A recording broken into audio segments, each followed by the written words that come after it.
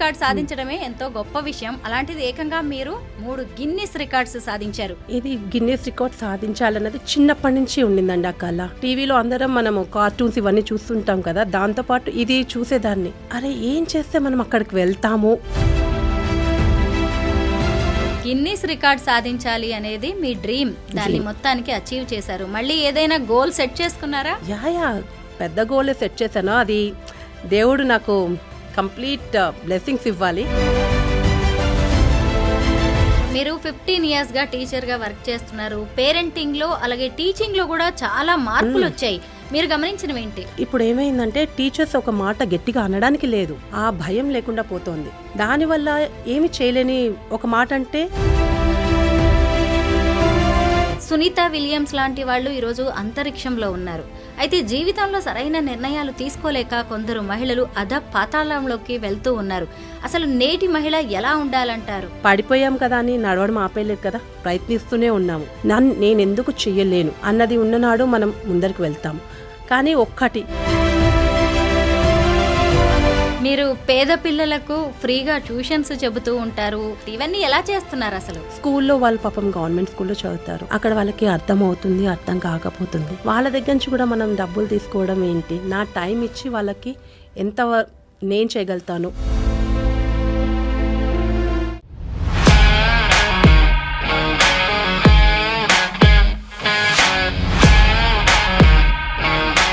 అందరికీ నమస్కారం. నేను Swaroopa Potlapalli. Welcome to we for women. Guinness record సాధించాలి అనేది ఆమె చిన్నప్పటి కల. అయితే దానికోసం ఏం చేయాలా అని ఆలోచించారు.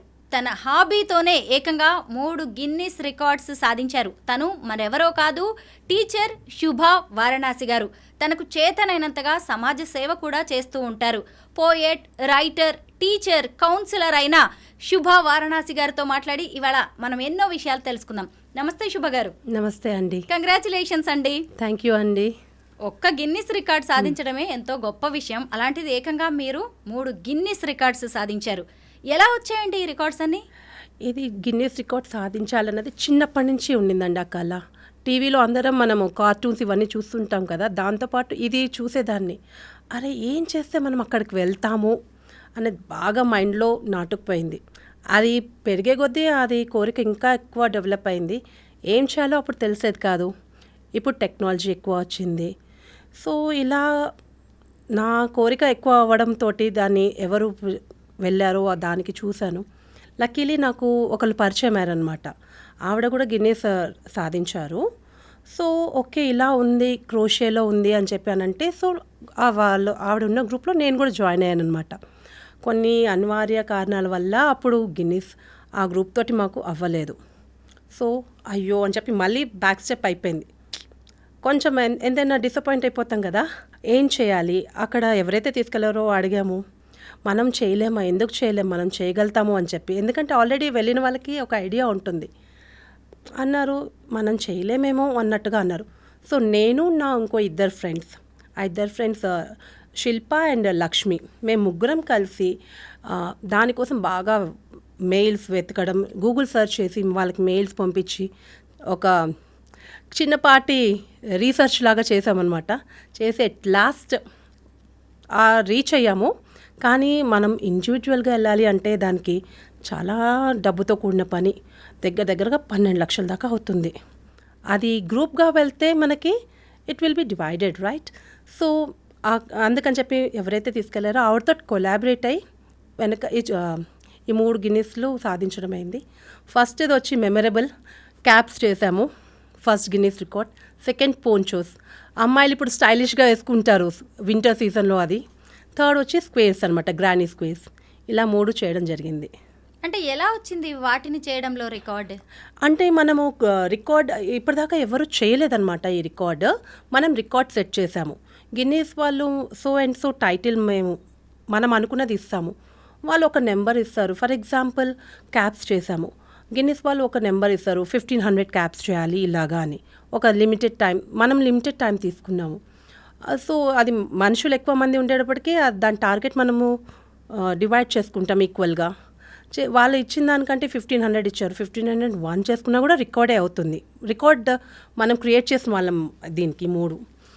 అలా అని 4684 క్యాబ్స్ చేసాం అలాగా. ముగ్గురు కలిసా? ముగ్గురం కాదు, గ్రూప్ తోటి, ఒక గ్రూప్ తోటి టైఅప్ అయ్యాము అన్నాం కదా, ఆ గ్రూప్ తోటి. మాకు గ్రూప్ లేక ఇండివిజువల్గా వెళ్ళలేకపోయాము.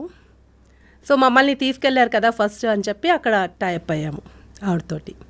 మామూలుగా క్రోషే వర్క్ అంటే అసలు నెమ్మదిగా చేయాల్సి ఉంటుంది, ఎంతో ఇన్నోవేటివ్గా ఉంటుంది, క్రియేటివ్ వర్క్ కూడా టైం పడుతుంది కదా అవన్నీ చేయడానికి. ఫస్ట్ మనకి స్టార్టింగ్లో టైం పడుతుంది, తర్వాత మనము టీవీ చూస్తూ కూడా చేతులు వర్క్ అయిపోతాయి, అంత ఫాస్ట్గా అయిపోతుంది. అది మన వర్క్ని బట్టి కాన్సన్ట్రేషన్ ఇవి దీన్ని బట్టి స్పీడ్ కూడా ఇంక్రీజ్ అయిపోతుంది. మీరు ఒక టీచర్ కదా, ఇవన్నీ ఎలా బ్యాలెన్స్ చేస్తారు? మళ్ళీ ఇటువైపు రికార్డ్స్ కోసం పనిచేయడం, వాటితో వస్తువులు తయారు చేయడం, మళ్ళీ స్కూల్కి వెళ్ళడం, ఇవన్నీ ఎలా మేనేజ్ చేస్తారు? మనకంటూ మీ టైం ఉంటుంది కదా అండి, ఆ మీ టైంలో ఆ యూటిలైజ్ అనమాట. టీవీ ఇవి చూడకుండా ఎక్కువ కొంచెం ఆ టైంని వీటికి యూటిలైజ్ చేస్తూ ఉంటాను. గిన్నీస్ రికార్డ్ సాధించాలి అనేది మీ డ్రీమ్, దాన్ని మొత్తానికి అచీవ్ చేశారు. మళ్ళీ ఏదైనా గోల్ సెట్ చేసుకున్నారా? యా పెద్ద గోలే సెట్ చేశాను. అది దేవుడు నాకు కంప్లీట్ బ్లెస్సింగ్స్ ఇవ్వాలి. స్ట్రాంగ్గా పాజిటివ్గా ఏదైనా అనుకుంటే అది గాడ్ కూడా యాక్సెప్ట్ చేస్తాడు అన్నది నా బిలీఫ్. ఏంటంటే రీసెంట్గా సంక్రాంతి అప్పుడు ఊరికి వెళ్ళాము. అక్కడ ఒక పెద్ద ఆవిడ రాధమ్మ గారు అని ఆవిడ ఓల్డేజ్ హోమ్ రన్ చేస్తారు. మా ఫ్యామిలీకి బాగా తెలిసిన ఆవిడ ఇంటికి వచ్చి పండుగ రోజు ఇంటికి వచ్చారు. ఇంటికి వచ్చి ఆవిడని దింపడానికి వెళ్ళినప్పుడు చూశాను అనమాట. ఆవిడ ఓల్డేజ్ హోమ్ది పెట్టడం అది చూసిన తర్వాత నాకు అనిపించింది, నేను ఈవిడలాగా పెట్టాలి, ఇంతమందికి సేవ చేయాలి. అది గాడే నాకు చెయ్యాలన్న సంకల్పం ఉంది, దానికి తగ్గట్టుగా చూడాలి, ఫ్యూచర్లో చూద్దాం. అది మాత్రం చేయాలని ఉంది. దీనికి సపోర్ట్గా ఈవెన్ నా హస్బెండ్ కూడా ఓకే, తను కూడా సపోర్ట్ చేశారు, ఓకే అని చెప్పన్నారు, సరే చేద్దాము అని. శుభ గారు, మీరు ఏం చదువుకున్నారు? ఎక్కడ టీచర్గా వర్క్ చేస్తున్నారు? నేను ఎంఎస్సి చేశాను, డబల్ పీజీ చేశాను. కెమిస్ట్రీ అంటే ఇష్టంతో అందులోనే డబల్ పీజీ చేశాను. నేను ప్రీమియర్ అకాడమీ అనే స్కూల్లో చేస్తున్నాను. అక్కడ ప్రైమరీ టీచర్ కింద చేస్తున్నాను. ఆల్మోస్ట్ ఒక 15 years of experience I have in this field. Starting journey అమ్మాయితో స్కూల్కి వెళ్ళేది, దాన్ని ఇన్నోవేటివ్గా చేసి దానికి చెప్పడం చూసి స్కూల్ వాళ్ళు అడిగారనమాట. ఫస్ట్ బచ్పన్ అనే స్కూల్లో జాయిన్ అయ్యాను. వాళ్ళు అప్రోచ్ అయ్యారు, ఓకే అని చెప్పి అప్పుడు ప్రీ ప్రైమరీ టీచర్ కింద జాయిన్ అయ్యాను. తర్వాత మెల్లమెల్లగా నేను కూడా ఎదగడం మొదలుపెట్టాను. ఆల్మోస్ట్ 12 years వరకు ప్రీ ప్రైమరీ టీచర్ కిందే ఉన్నాను. తర్వాత ప్రైమరీ టీచర్ కింద చేంజ్ అయ్యాను. అండ్ టెక్నాలజీ బాగా పెరిగిందండి. అవును, మీరు 15 yearsగా టీచర్గా వర్క్ చేస్తున్నారు. పేరెంటింగ్లో అలాగే టీచింగ్లో కూడా చాలా మార్పులు వచ్చాయి. మీరు గమనించినవి ఏంటి? చాలా అంటే చాలా వచ్చింది.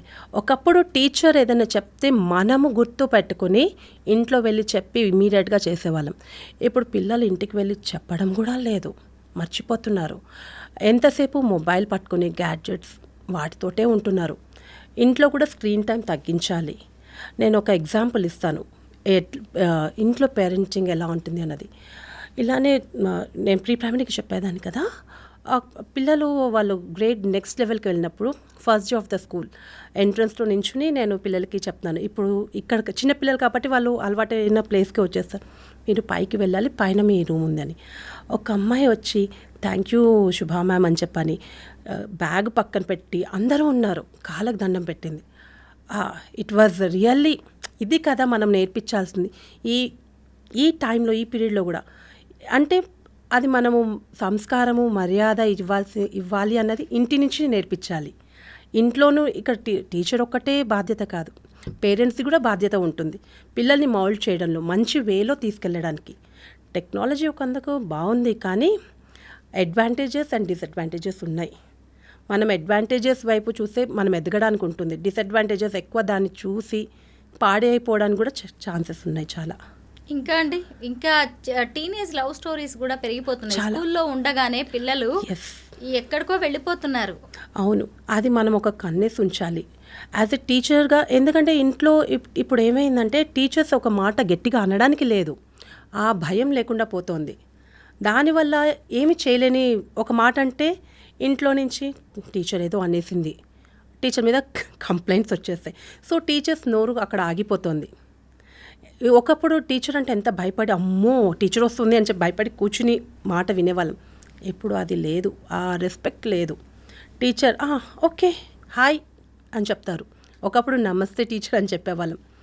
సో అందుకని టీచర్స్ చేతులు చాలా మట్టుకు కట్టేస్తున్నారు. కట్టేయడంతో పిల్లల్ని గట్టిగా అనడానికి కూడా ఉండదు. ఇంటికి వెళ్ళి ఇక్కడ జరిగేది ఒకటైతే ఇంటికి వెళ్ళి ఇంకొకలాగా చెప్తున్నారు. టీచర్స్ కూడా ఎవరి సేఫ్టీ వాళ్ళు కూడా చూసుకోవాలి కదా. శుభ గారు, మీరు సోషల్ సర్వీస్ కూడా చేస్తూ ఉంటారు కదా, స్ట్రే డాగ్స్కి హెల్ప్ చేయడం కావచ్చు, వృద్ధాశ్రమాలకి, ఆర్ఫన్ హోమ్స్కి కూడా మీరు చాలా హెల్ప్ చేస్తున్నట్టుగా తెలిసింది. ఏం చేస్తుంటారండి మీరు వాళ్ళకి? అవునండి, ఇది ఒకసారి మామూలుగా నేను వీధి కుక్కలు అంటే ఇష్టం, యానిమల్స్ అంటే చాలా ఇష్టం. సో వాటికి పాపం రోడ్డు మీద ఉన్నాయి, చిన్న పిల్లలు ఫుడ్ పెడదాము, ఇవి పెడదాము, సమ్మర్ వస్తే ఈ ఎండలో అవి మలమలా మాడిపోతాయని చెప్పి ఇంట్లో తీసుకొచ్చి ఎయిర్ కూలర్ ఆన్ చేసి పడుకోబెట్టడం అలాగా స్టార్ట్ చేశాను అనమాట. వాటికి ఫుడ్ పెట్టడం, అవసరమైతే డాక్టర్ దగ్గర తీసుకెళ్ళడం, వ్యాక్సినేషన్. మధ్యలో కొన్ని స్ట్రే డాగ్స్ కదా పాపం అవి చనిపోతూ ఉంటాయని చెప్పి కేజ్లో చిన్నప్పుడు రాత్రిపూట బయటకు వెళ్ళకుండా కేజ్ తీసుకొచ్చి అందులో పెట్టేసి అలా ఉంచి, అంటే నాకు చేతనంత వరకు వాటిని సేవ్ చేద్దామని చెప్పే ఉండేది. కొన్నిసార్లు అడాప్షన్కి వచ్చినప్పుడు అడాప్షన్కి కూడా ఇవ్వడం జరిగేది. ముద్దుగా ఉండే పిల్లలు చాలా, స్ట్రే డాగ్స్ అయినా కానీ చాలా చక్కగా ఇంట్లో పెంచుకునే కుక్కలు ఎలా ఉంటాయి అలా బిహేవ్ చేస్తాయి. ఎప్పుడు ఇల్లును పాడు చేయలేదండి. ఆకలి వేసి వచ్చి గేటు కొట్టడం, వాన పడితే గేటు కొట్టడం కూడా తెలుసు వాటికి. చాలా ట్రైన్ అయిపోయి. పిల్లలు కూడా అంతేనండి. నాతో పాటు నాకు ఇంట్లో సపోర్ట్ ఒకటి ఇస్తారు. సో నేను చేయగలుగుతున్నానంటే, లేకపోతే కుక్కల్ని పిల్లల్ని ఇంట్లో పెట్టుకోలేం కదా. అందుకు మా అమ్మాయి మా ఆయన కూడా ఇద్దరు సపోర్ట్ చేస్తారు.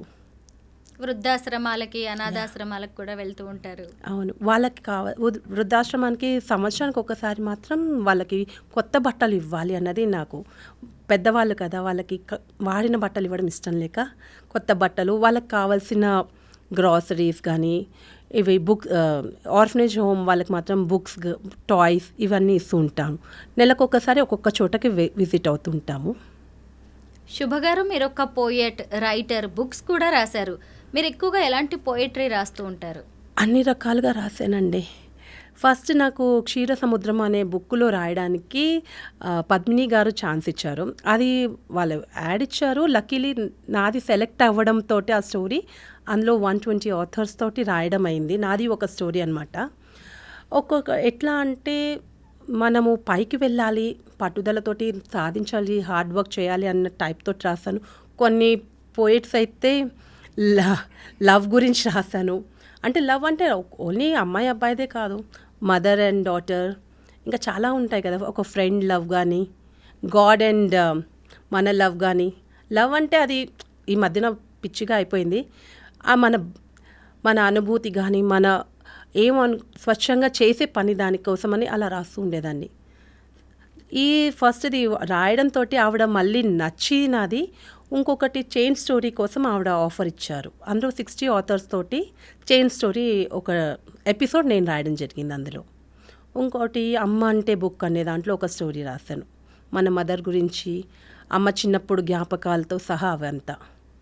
ఇలాగా స్టోరీస్ అండ్ పోయట్రీ ఇవంతా మొదలైంది. చిన్నప్పటి నుంచి కాలేజ్ డేస్లో ఉన్నప్పటి నుంచి పోయట్రీ స్టార్ట్ అయింది నాది అసలు కథ. అక్కడ కథలు రాయగలుగుతానా లేదా అనుకున్నాను, కానీ రాశాను, పర్లేదు.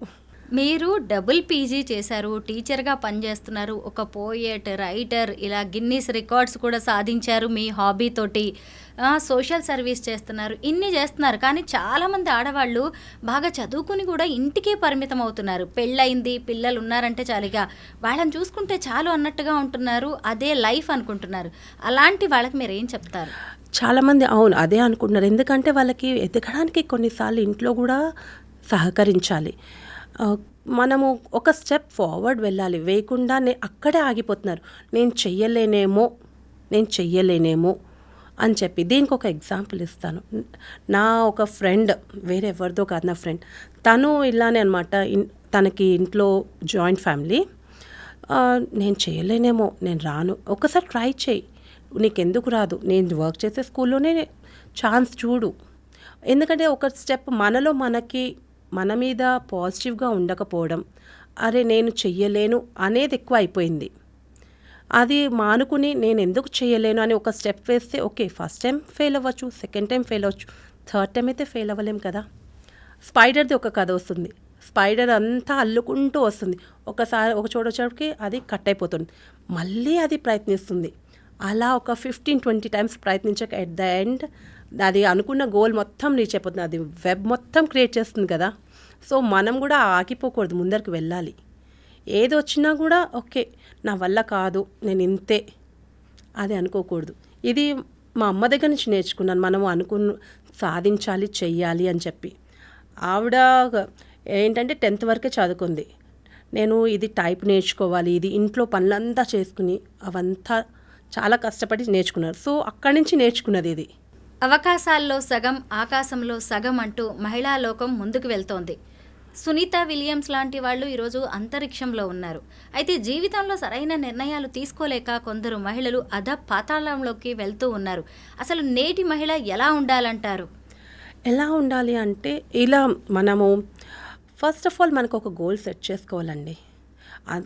అది మనకి ఒక టైం, పిల్లల్ని మనం చూసుకోవాలి. మనం ఏంటంటే మనం డిపెండ్ అవ్వకుండా మనది మనం చూసుకోవాలి. దాంతోపాటు ఒకటేసారి మనము 100% ఇవ్వక్కర్లేదు, 10% స్లోగా ఇంక్రీజ్ అవుతూ వెళ్తుంటే మనం కూడా పైకి రీచ్ అవ్వగలుగుతాము. ఎగ్జాంపుల్ అది స్పైడర్దే ఇచ్చాను కదండి. ఆ స్పైడర్ లాగే ఈవెన్ చేప పిల్లకి ఫస్ట్ ఎవరు ఈత నేర్పరు, మెల్లమెల్లగా నేర్చుకుంటుంది. పుట్టినప్పుడు మనం కూడా అంతే కదండి, పాకడం దగ్గర నుంచి మెల్లమెల్లగా ఒక్కొక్క స్టెప్. పడిపోయాం కదా అని నడవడం ఆపేయలేదు కదా, ప్రయత్నిస్తూనే ఉన్నాము. చిన్నపిల్లాడు ఎన్నిసార్లు లేచి టప పడిపోతూ ఉంటాడు. ఆ నడక నేర్చుకోవాలి, నేను నడవాలి, వెళ్ళాలి అన్న ఆ ఏమంటారు పట్టుదల, అది మనలో కూడా ఉండాలి. నేను చేయగలుగుతాను, నేను ఎందుకు చెయ్యలేను అన్నది ఉన్ననాడు మనం ముందరికి వెళ్తాము. కానీ ఒక్కటి, ముందరికి వెళ్ళిన తర్వాత నేనే చేశాను అన్నది మాత్రం రాకూడదు. ఇంకొకటి, ఏం చేయగలుగుతాను, సమాజానికి నేను ఏం చేయగలుగుతాను, నేనేమి ఇవ్వగలుగుతాను అన్న ఆలోచన ఉన్ననాడు మనం పైకి వెళ్తాం. నేను చేసేయగలుగుతాను, నాతోటే అవుతుంది అనుకున్న రోజు అక్కడే మనది ది ఎండ్. మీ దగ్గరికి చాలామంది మహిళలు అనేక సమస్యలతో వస్తూ ఉంటారు, వాళ్ళకి కౌన్సిలింగ్ కూడా ఇస్తూ ఉంటారు కదా. ఈ మధ్య కాలంలో మీరు గమనించిన ఎక్కువ ప్రాబ్లమ్స్ ఏంటి ఆడవాళ్ళ విషయంలో? ఎక్కువ సర్దుకుపోలేకపోవడం. అమ్మ అంటే ఓకే, మన అమ్మ అంది అదే అత్తగారు అన్నారు అంటే నెగిటివ్గా వస్తుంది. ఓకే, అందరు అత్తగారులు చెడ్డవాళ్ళు అనలేము, అందరు కోడళ్ళు చెడ్డవాళ్ళు అనలేము. కానీ ఫస్ట్ అడ్జస్ట్మెంట్ అనేది కావాలి. రాగానే చిన్నది, నన్ను ఇక్కడ కూర్చోవద్దన్నారు. ఒకటి ఎగ్జాంపుల్ ఇస్తాను. ఇంట్లో తలస్నానం చేయందే అవి ముట్టుకోవద్దు, ఆవకాయలు ఇవి ముట్టుకోవద్దు అని అంటారు.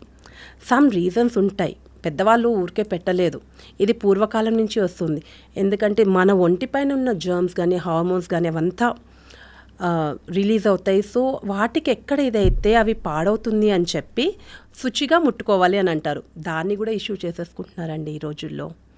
ఎందుకంటే సోషల్ మీడియా ఎక్కువైపోయి ఇంట్లో 4 గోడల మధ్యన జరగాల్సింది, మాట్లాడుకోవాల్సింది బయటకి వచ్చేస్తుంది. ఎప్పుడైనా రోగం అందరికీ తెలియాలి, ఇంటి గుట్టుగా ఉండాలి. కానీ ఈ రోజుల్లో రోగం గుట్టుగా ఉంటుంది, ఇంట్లో సమస్యలంతా బయటకు చెప్పేస్తున్నారు. అది మానుకోవాలి. సో ఇలా చాలామంది వస్తున్నారు. వాళ్ళకి ఇలా కాదు, అలా కొంచెం కౌన్సిలింగ్ ఇవ్వడం, కరెక్ట్ వేలో పెట్టాలి. చాలా మటుకు అవును లేటెస్ట్ జనరేషన్, అవును ఏంటి అలా అనడం ఏంటి అని అనుకుంటారు. అది రాంగ్.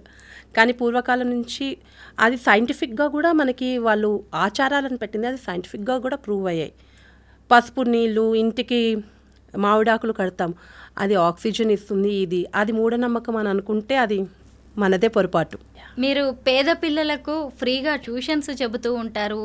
అలాగే ఆర్ట్ అండ్ క్రాఫ్ట్లో మీరు నంబర్ 1, 101 పెయింటింగ్స్ కూడా వేశారు. చాలామంది లేడీస్కి కూడా నేర్పిస్తూ ఉంటారు.